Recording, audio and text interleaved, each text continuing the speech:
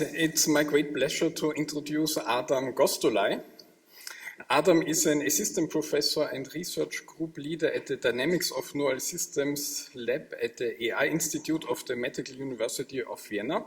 And he's also a research affiliate at the Department of Cognitive Sciences at MIT.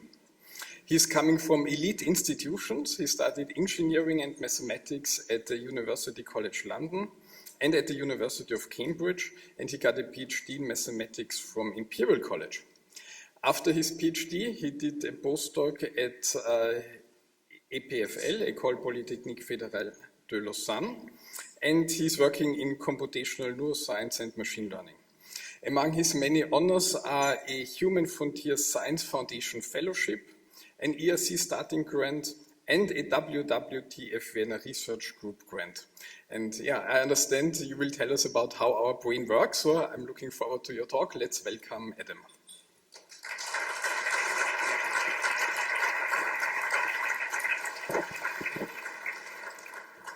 Thank you very much for the introduction, and I'm really excited to see this growing and excited audience about AI in Vienna. So my group is trying to add to this picture with a new and growing interface with neuroscience. So to begin my talk, I'd like you to think about how different our brains are across two or more individuals. We are speaking of 10 to the 10, 10 to 11 neurons, each with quite randomized connectivity. And yet, when we are thinking of the same object, when we are recognizing a face, our brains behave in remarkably similar ways. And this is the theme of my talk. To illustrate this, you can see two fMRI images from two individuals when they are looking at an object, such as you. And what you can see here is that the brain activates in remarkably similar ways. In neuroscience, we call this stereotypy, the fact that underneath all the biological variability, there are deep similarities in the computations that our brains perform. In this talk, I'd like to convince you of three things. Firstly, that stereotypy exists, that there are consistent patterns underlying the computations in our brains. Geometry, the fact that using the intrinsic geometry of these neural dynamics in neural state space, we can actually infer these stereotypical patterns and make conclusions about what the brain actually does. And interventions, the fact that we can hopefully do high throughput interventions, perturbative experiments to brain function, which helps us learn about how stereotypy governs brain computations across regions. So let's dive in. So to set the stage, I'd like now to zoom in to the level of neurons at a much smaller scale with an electrode array inserted deep into a macaque's brain in this case. Now in this viewpoint, each axis represents the firing rate of an individual neuron. So when we play an experiment forward, for example, a visual recognition task, you can see that the states in the monkey's brain evolve over time. It traces out a trajectory in a high-dimensional state space. We call this a neural trajectory, and what is very quickly becomes obvious is that it really depends on this neural trajectory, which neurons you record. In sciences, we call this a partial observation. So if you record different set of neurons, you might altogether come up with a whole different trajectory. So this is a big problem because when you want to model this as a dynamical systems, for example, your conclusions will be highly specific to which neurons you record, which is, of course, undesirable. So the key idea of this talk is that this trajectory has a shape. It is what we call the intrinsic geometry of dynamical attractors, which is stable, and it is in a way much more than the neurons that we happen to record. Here, for example, you can see 4 different recordings using what's known as a Utah array from a macaque's brain as it reaches its arm in different directions. And you can see deep variability. And what hopefully I will show you by the end of this talk is that this variability will unfold also very deep consistency across different recordings and different macaque brains. So the challenge that we then, of course, encounter is how do we do this? How can we consistently recover the latent states that generate these higher dimensional observations, or at least from a partial viewpoint? And why do we care about this? Well, okay, so there was a theme that it was started this morning about the impact of the science that we're doing. And of course, you have to look no further than the impact that neurotechnologies have achieved in the medical domain. For example, this patient had suffered a stroke, losing his ability to speak altogether.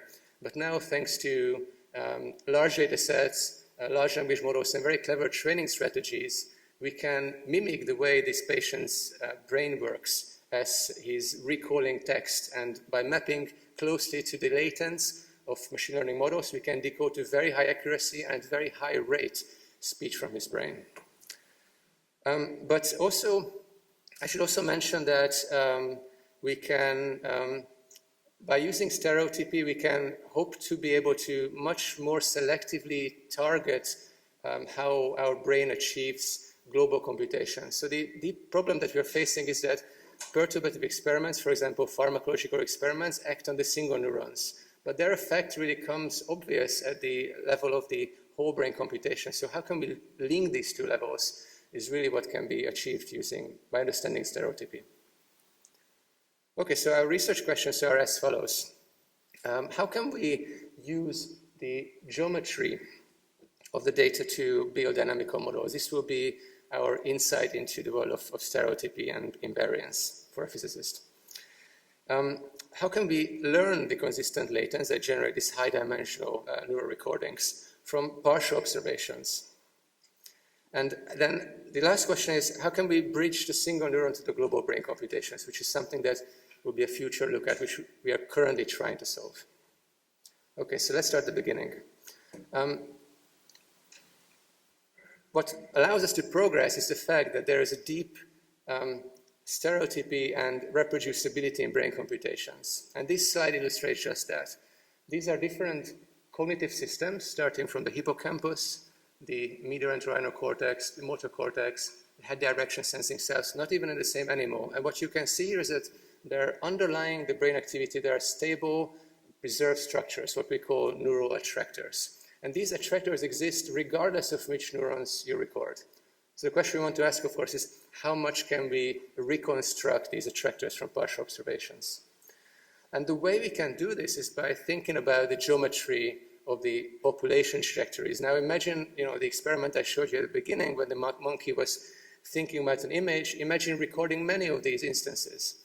These trajectories would trace out a neural manifold, such as this one. And these manifolds, now you can move into mathematics, have two different kinds of geometries. The ambient geometry, the one I've already described to you, which are spanned by the different neurons that you record. But also there is what's known as an intrinsic geometry, which, very simply put, you can think about it as little local coordinate systems placed on the surface of the manifold. And this is the kind of geometry that I'm particularly interested in because it doesn't depend on which neurons you record. They live on the manifold surface, and if you can happen to have a formalism that lives in this coordinate system, well, then you're in a good position to understand stereotypy. So what are we talking about? So for example, here's a sphere, and a sphere can be parameterized in ambient coordinates, but also in local coordinates. So these are three different coordinate axes on the surface of the sphere. What you can also see is that there is some degree of freedom in how you define these coordinate systems, but this is something that is very easy to deal with in practice. So let me give you a little bit of basics to kind of prime you for the differential geometry to follow. It's really not complicated. One of the most important concepts in differential geometry is what is close, a neighborhood, because this neighborhood allows us to, in a way, go back to the kind of geometry that we know, the Euclidean flat, boring geometry, but we can do analysis on it. In these neighborhoods, we can also define what's known as tangent spaces. These are our local Euclidean spaces. They're isomorphic to the same dimension of Euclidean spaces the manifold is immersed in. And we can also define connections, which tell you how local tangent spaces, nearby tangent spaces, are related to each other. And this gives information about the curvature of the manifold. That's about how much you need to know for this talk today. So not too deep in differential geometry, but this will allow us to progress. So let me just give the first story about a a project that we've recently done in the realm of generative modeling, in particular flow-based generative modeling. And this is the first paper of my group, so I'm really proud of it. So I want to start with that.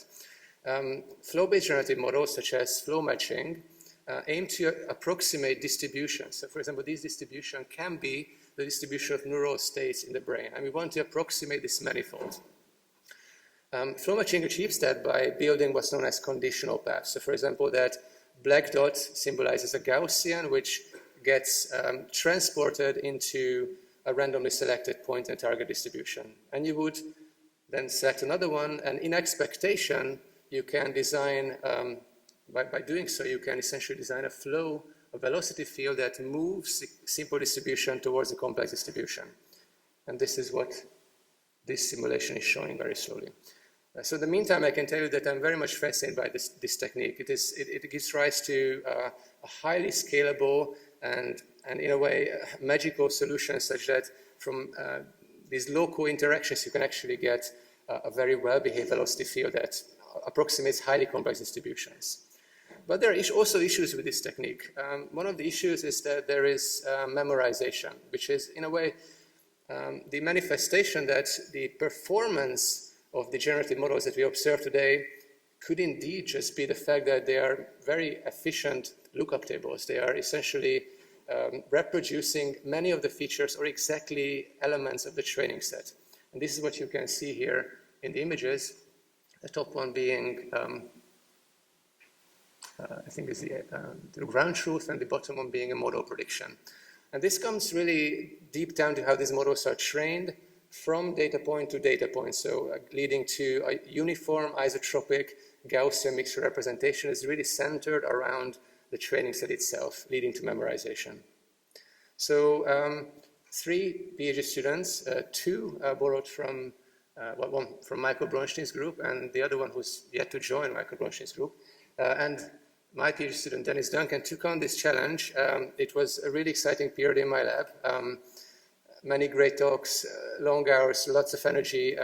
The project went like a dream, and they came up with an idea whereby let's generalize the idea of a Gaussian mixture to a Gaussian mixture with anisotropy across distributions. So the idea really came to, the central idea was that simple isotropic Gaussian mixtures do not do justice to complex distributions.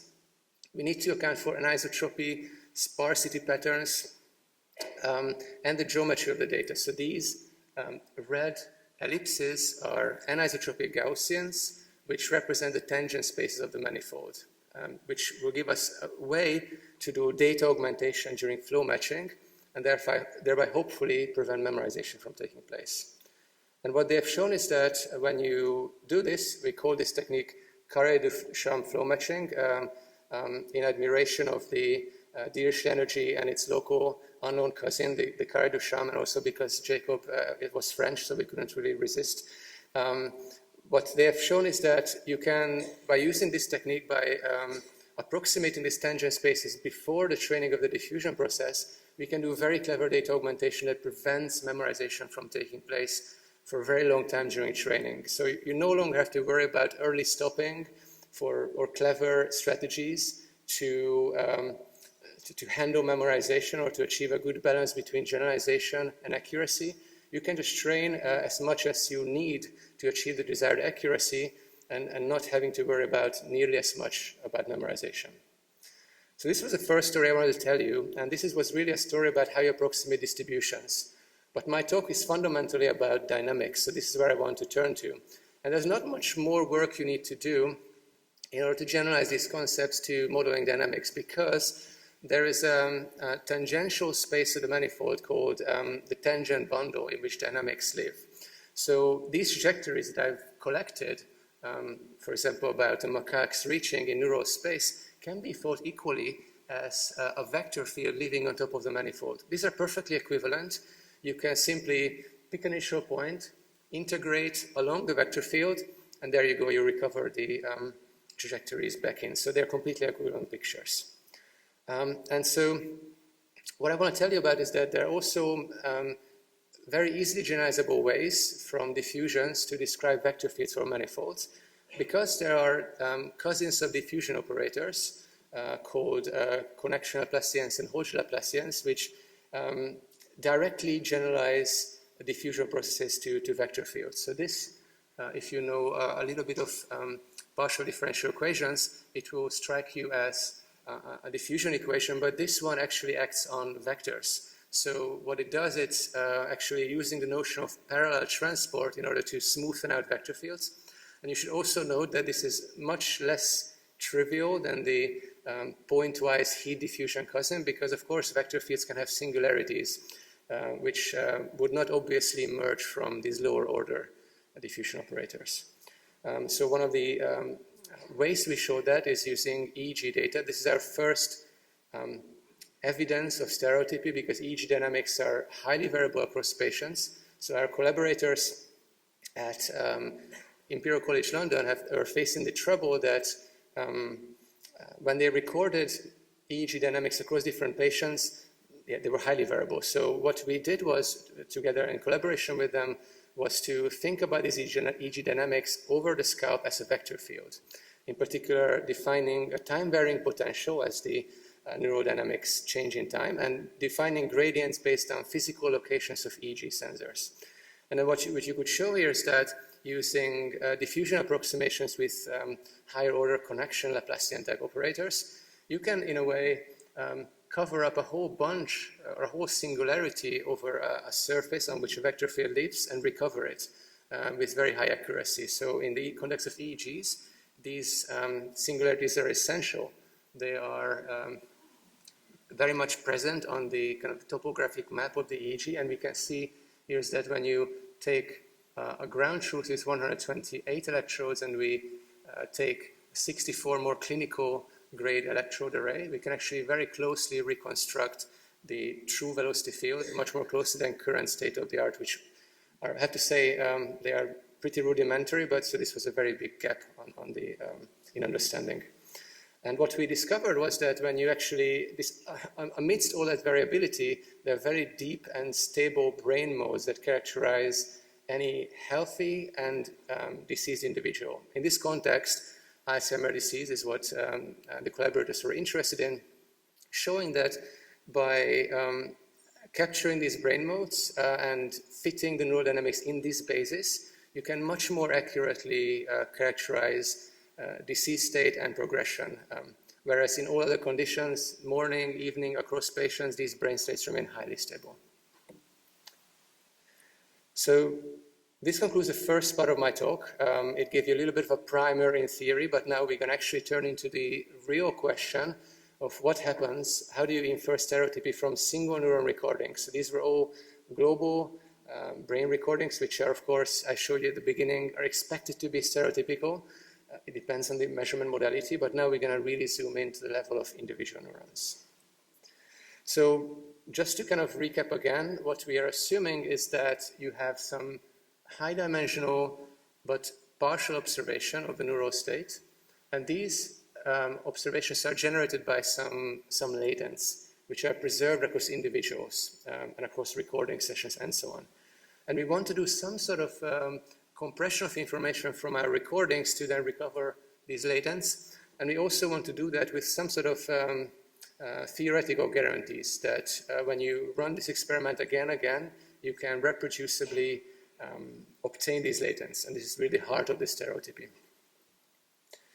So this was the motivation behind my postdoc work called Marble, which goes a little bit deeper into manifold theory and notices that manifolds are simply compositions of local patches. It's an atlas of local patches. So when we look at the vector field of our manifold, we can readily decompose it into what we call local flow fields. And the idea was that by capturing these local flow fields, you can characterize the global dynamics.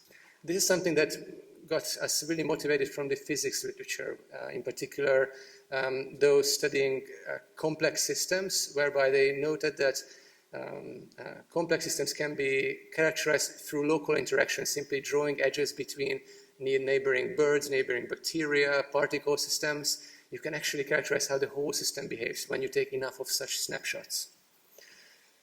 So what we do then is to take the tangent spaces, as I noted, but we have to flatten it out. Why? Because only in flat spaces we can do effectively analysis and deep learning. So we undo the curvature of space through understanding the parallel transport operation as an orthogonal map between nearby tangent spaces. And then within this flat space, we can just do classical deep learning. So we can, in a way, characterize the feature vectors of each node, and then we can compute how similar and dissimilar they are across neighbors, and thereby compute a gradient. And this is something that is very typical in a field called graph machine learning, which deals with the propagation and approximation of spatial distributed information, not necessarily living in Euclidean domains. So the way we do this, so once you understand this, the method is extremely simple. We take local flow fields. These are like your little kind of, sometimes the students, I call them cookies, like you cut cookies out of the vector field. These are your cookies. And then you push these cookies through a neural network, which is extremely simple. You have your gradient features, and you use multivariate perceptron to provide latent coordinate embeddings. What is a bit more complicated and requires a bit more insight is how to train this network. And we train this network using an unsupervised contrastive learning objective, which again relies on the manifold assumption. So you see, because manifold patches nearby don't just vary in a completely abrupt fashion, there's an underlying continuity that connects nearby patches on the manifold. So leveraging this, we can derive a cost function whereby patches coming from nearby points should be very close to latent space, and patches derived from random locations on the manifold should be far apart on average. So let me give you a little bit of an intuition of how this works. This was really the experiment that convinced us that this is a method to pursue. These are 4 vector fields which are completely made up. They don't come from the brain or anything, but they are essentially a toy model for our system. So these left 2 vector fields are linear vector or constant vector fields. They are just arrows pointing in any particular directions, left down and right up. The rightmost 2 vector fields are a bit more complicated. They are called constant vector fields or vertical vector fields, where the features rotate clockwise about some imaginary point in the middle. Okay, so something to note here is that when you look at the leftmost vector fields, wherever you look in any particular one, the vector field looks exactly the same, up to a sampling variability which we want to be ignorant of. Whereas the rightmost vector fields, they're a bit more complicated, but not too much. The individual local vector fields rotate. So when you look at this one, it's actually a very simple one-dimensional rotation operation that transforms every pair of cookies into one another. So we try to see what happens when we embed this. And we carefully selected this example because the leftmost 2 vector fields are in effect complements of each other. So when you look at this and you rearrange this from left to right, they in fact form one full circle. And this was the key experiment. Can a network which takes in data from multiple different experiments discover connections between those data sets? So when we do that, we find that indeed it can. So these points represent points in latent space that are drawn from vector fields on the left-hand side, and they are clustered because there's only one type of vector field that completely represents the individual large global vector fields. And likewise, on the right-hand side, you see that the vector field is very continuous. This is a one-dimensional manifold which describes variation in any one of them. But moreover, although these were taken from different data sets, the compression that happens, and together with the contrastive learning, recognizes these 2 as one, as part of one whole. So this is really what was the first eureka moment that this method is in fact powerful. Why? Because we started with local interactions. We characterize how individual patches relate to each other, and at no point we assume that there's any connection between data sets. And yet, as an emergent property, you do see emergent organizations that happens. This is something that we don't fully understood yet, but in the physics community, there is more and more understanding of how contrastive learning functions, in particular those that involve positive and negative losses, can form kind of Mexican hat type potentials, which are known in physics to lead to granularity and self-organization. So there's a lot more to study here.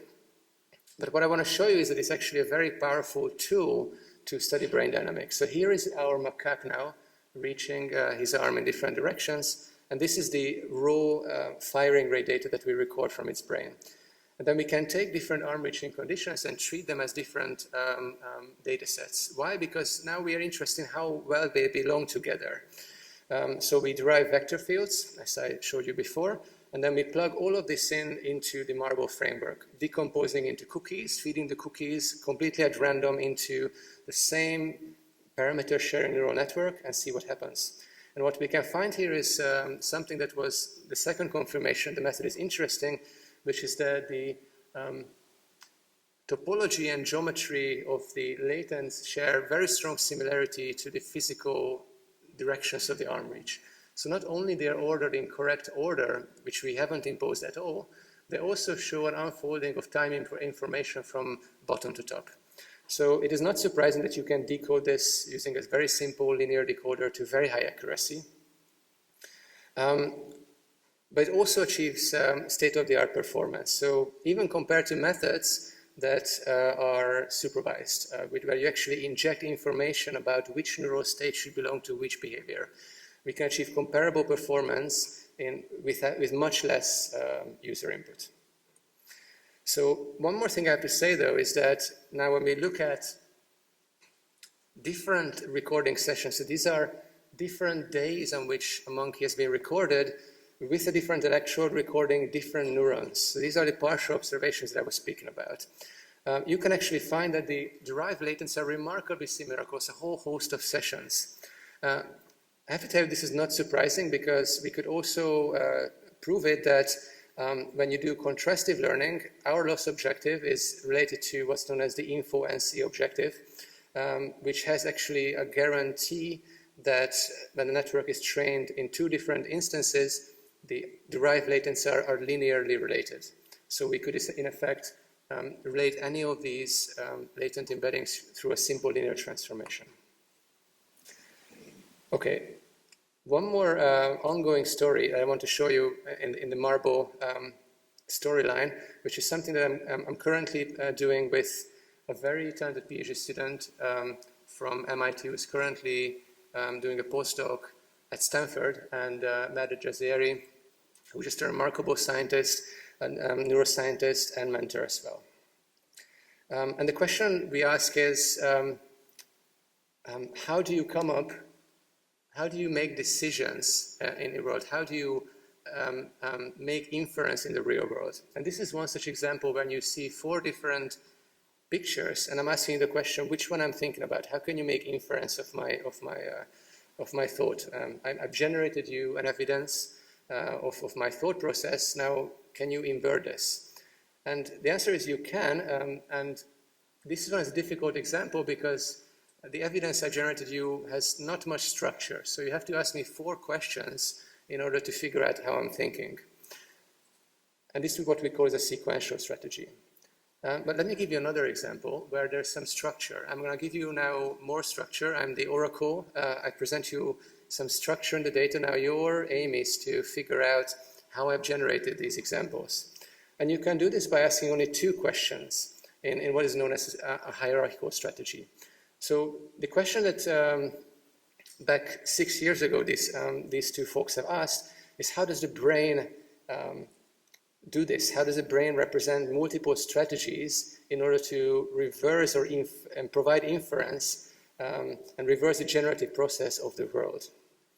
And they came up with a very clever task whereby a monkey is looking at an H-shaped maze and a ball that rolls in this H-shaped maze through a middle branch and into one of the end branches.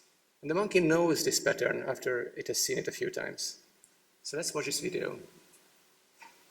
So it's very easy for the monkey to decide where the ball went. And by the way, this blue dot is the eye fixation of the monkey. But now the task gets really complicated because the ball gets covered So the ball enters the maze, and now it's covered, and the monkey only gets tiny flashes of information that tells you when the ball changed directions between the horizontal and vertical branches.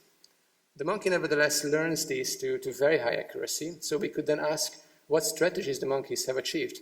And one remarkable feature of this task is that you can continuously vary whether the task is hierarchical or sequential by simply changing the symmetry of the middle branch. You see, when the branch is symmetric, only the last bits, the second decisions give you information about where the ball had gone, but when the task is asymmetric, then already the first flash gives you a lot of information. So there's a parametric control.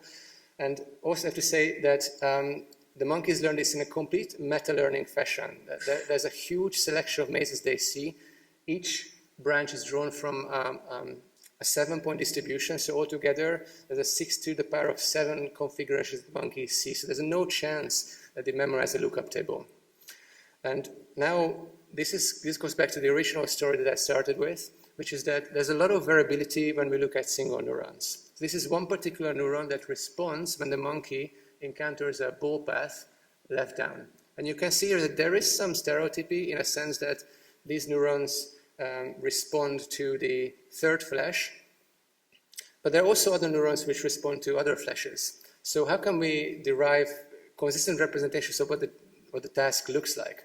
So we went back to the marble approach. We took the different ball paths and mazes and fed them jointly into the network, cutting cookies, feeding them into the same contrastively trained neural network. And we find that the derived latents have a very particular structure. And in particular, this structure is very reminiscent of the strategy that the animals use to solve the task. In particular, sequential strategies come about as more star-shaped because you can think of them as a flow field which has 4 fixed points, or 5 in a way, like one unstable where the monkey starts. Sorry, a question there? Okay.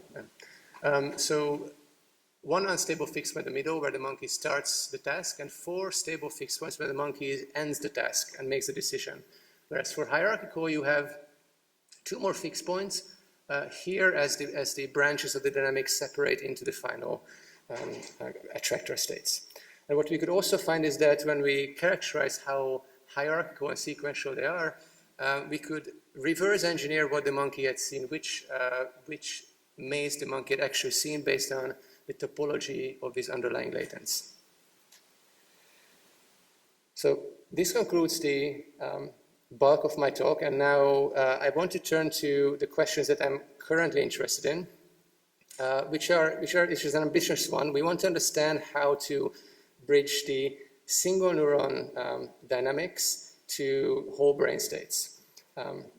And the reason why I think this is possible is because of stereotypy, is because mathematically there is an underlying attractor landscape that generates what we see in neuroscience experiments. So a very recent Nature paper by an all-stars team, both in neuroscience and dynamical systems theory, have shown is that when you model the different observations you can make from an animal as projections of an underlying attractor state, you can make deep and causal relationships between those observations. So for example, you can record the pupil diameter of an animal, a one-dimensional scalar valued function which tells you how excited or aroused an animal is.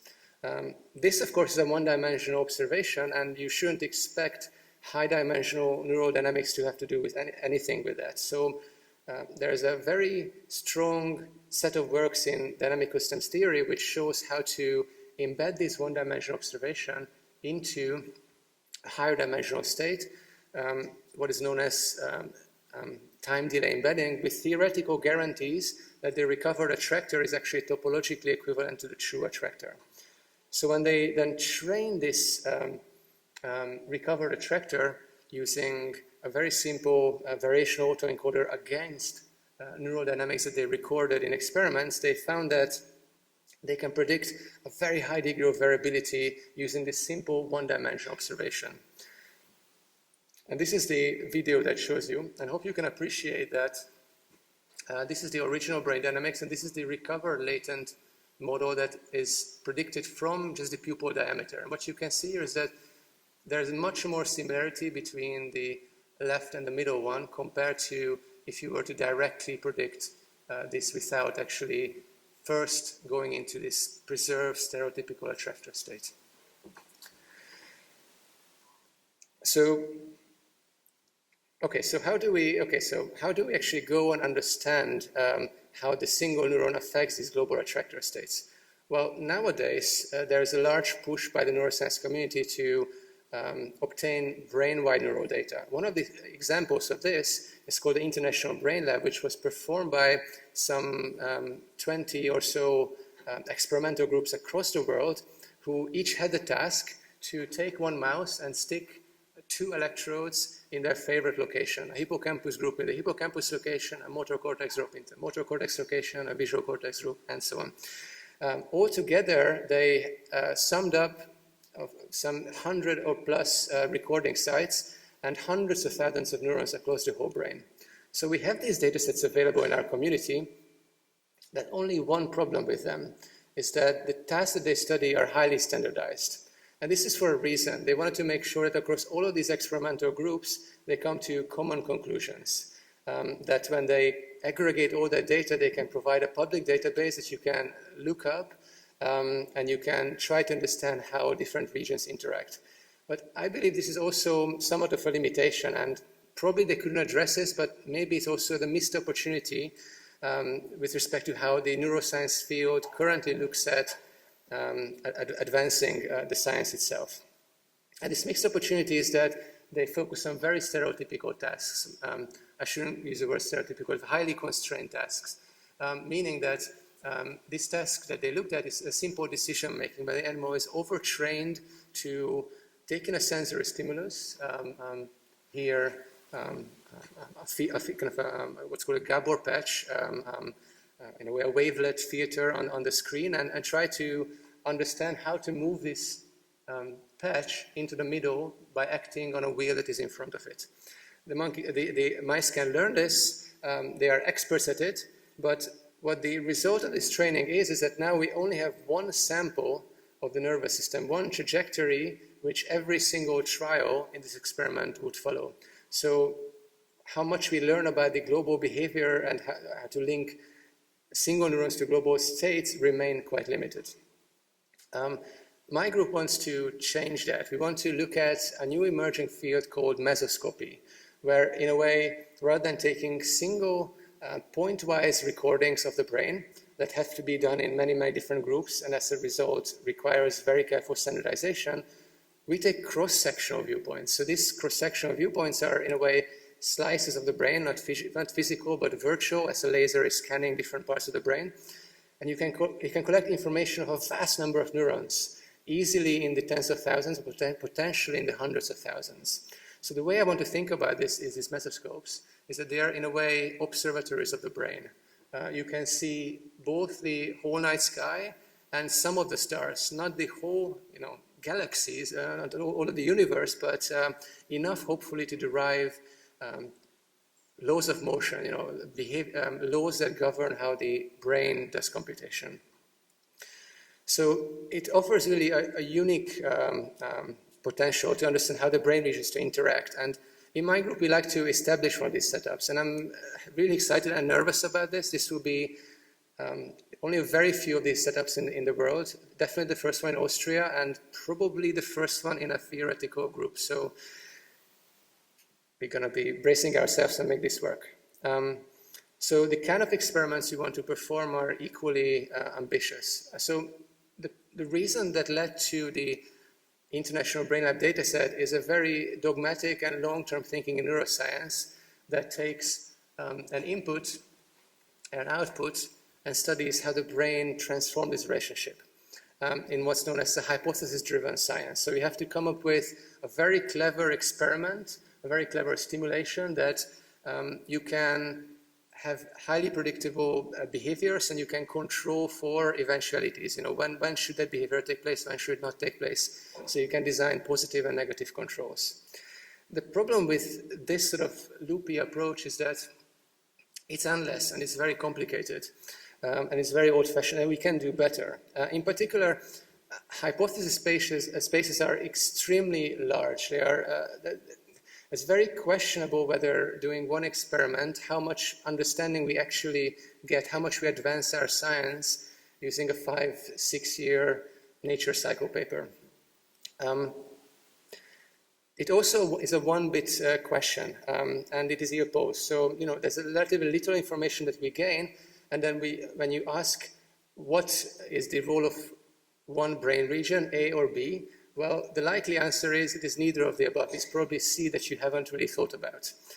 And the third reason is that hypothesis generation is extremely hard. It's actually not how science happens in reality.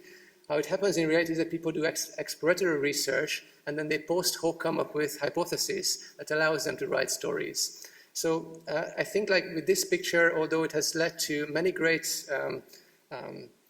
innovations and discoveries, it also has intrinsic limitations. So we need to do better. And the better is potentially the engineering or the systems identification viewpoint. So it's very fitting that I tell you about this in this university. So here's the idea. What if our model doesn't just predict data, but actually predicts how latent brain states, these consistent brain states, will respond to intervention. So when you're shaking the system like an F1 car and trying to identify, structural vulnerabilities or, damping coefficients and so on, you don't know this, you might be able to have an idea, but you really want to, the real experiment might really surprise you compared to simulation. And this is what I saw very often in my old aerospace engineering background. A long time ago, but I still remember this picture. So with our approach, you can, in fact, come up with a very different question. So rather than predicting just what the neurodynamics do, what would be the most insightful perturbation experiments that you can do that would teach us the most information about what the brain is capable of? So this kind of hints at an experimental design that very much mimics what is done to the F1 car, whereby we can take a mesoscopic image and do what's known as optogenetics. These are highly randomized perturbations of different brain regions delivered with a focused laser approach, shown here. And the green lights show you the neurons activating in a response to this laser approach. So I want to tell you that this is like a very big change, because to do high throughput screening is a big topic in neuroscience, and people do this by creating very different animal lines that then they can experiment with over years and years, generate a whole family of mutations that localize different regions to neurons that they can activate and study how the brain behaves. But these days we can do this in high throughput online using closed-loop optogenetic approaches. So this is what we will do in my lab. So our questions that we'll be asking is, okay, how can we make sense of this data? We will no longer generate easily human interpretable data that you would get from a hypothesis-driven question. So the question is, can we feed all this information into a model that would allow us to in silico perform the experiments that we want?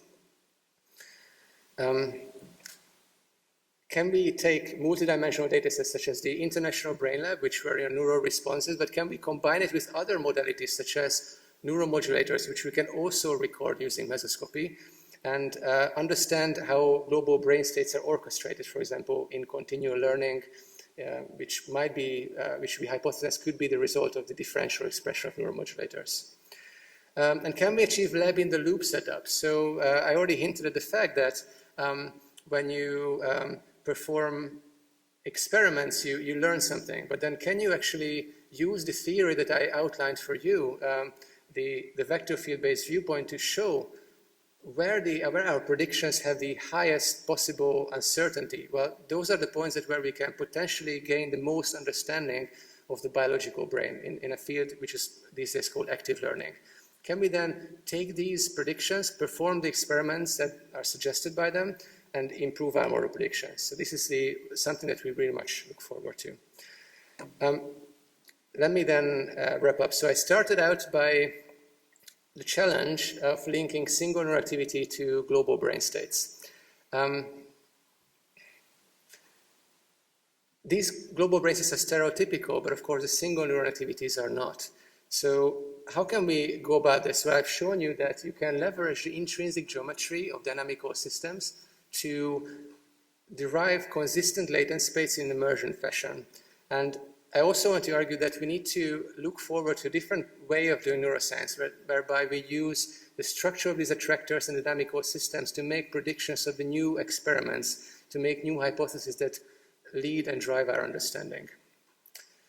So the work doesn't happen in isolation, so I want to thank my lab members who I can't see because it's dark, but I'm sure they're in the audience.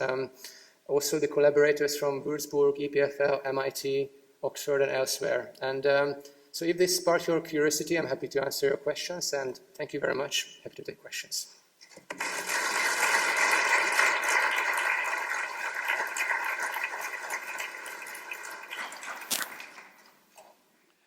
All right, thank you very much for this inspiring talk. Are there any questions?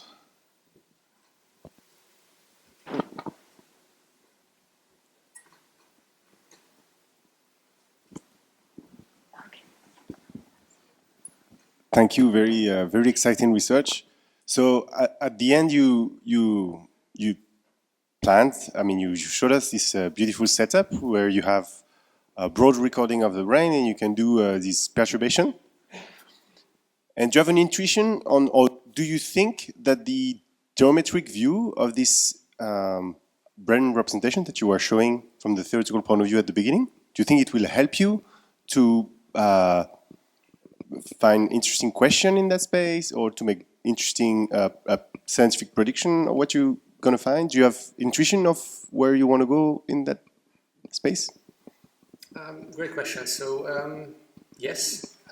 So when you record multiple modalities, for example, you record neurophysiology, or you record information about neuromodulators, they are very difficult to correlate. So in particular, in this context, people don't really understand what neuromodulators as a whole do. There are several of them, acetylcholine, dopamine, noradrenaline, but we only really understand dopamine. I think that's one of the neuromodulators we really understand that codes reward. But they all act together, they all have spatial dynamics, which are only now beginning to unfold. So what we are hypothesizing is that together these neuromodulators form a latent activity, which has something to do with the latent activity of the neurons that we can also record in an adjacent modality. So by looking at similarities in latent space, and only then we'll be able to understand how these two are in causal relationship or not in certain phases, in certain brain regions, and so on.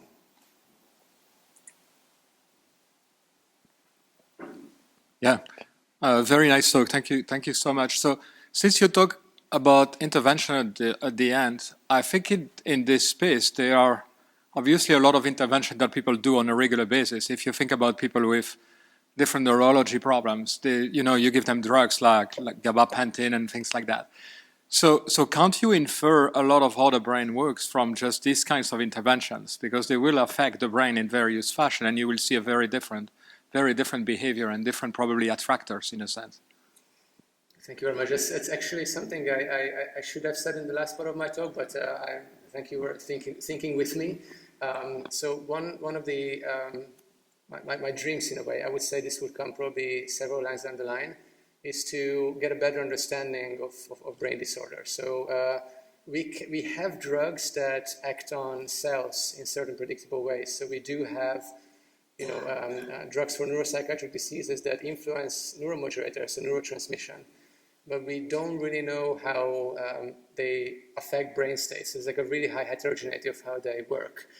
And studies that have tried to scale up from network-based interactions, they have not had so much success. So what I'm hoping is that by looking at it from a stereotypy or invariance point of view, we can more robustly make these predictions. So, in a dream experiment, you could design a drug that acts on a certain neuromodulator system in a certain way. You can use your favorite protein design tool to have an inhibitor specifically docking to a particular protein. And now you know how the response of the neuron changes, but linking that to the global brain state is with what cures the disease. So I'm not saying we're gonna, achieve this in one step, but this is something that needs to have more scrutiny. Thank you. Okay, more questions?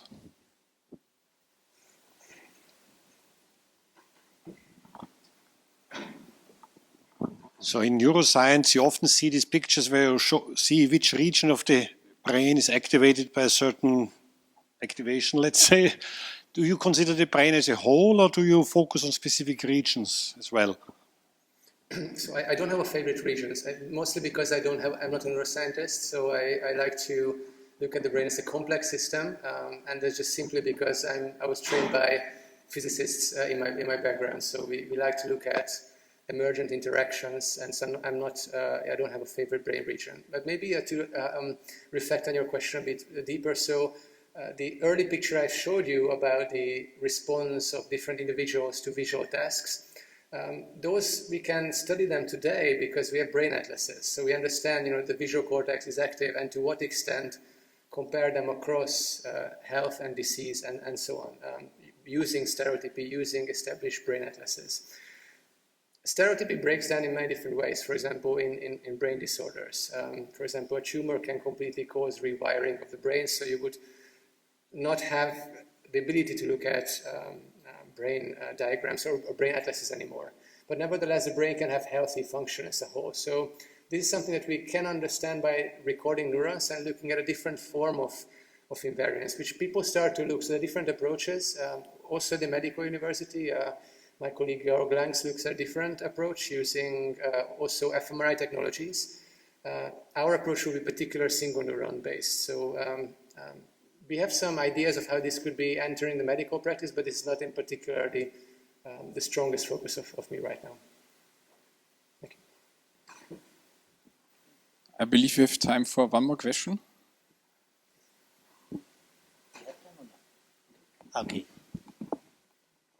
No, maybe just a question, general question. So it's this research you are doing, or in brain research, where we want to understand how the brain works. How fast this is usually translated into algorithmic approaches from other researchers? What is your experience? Yeah. It's hard to give you a sense of time scale. So these days there's a lot of progress in translation to algorithmic approaches which rely on already established data and understanding.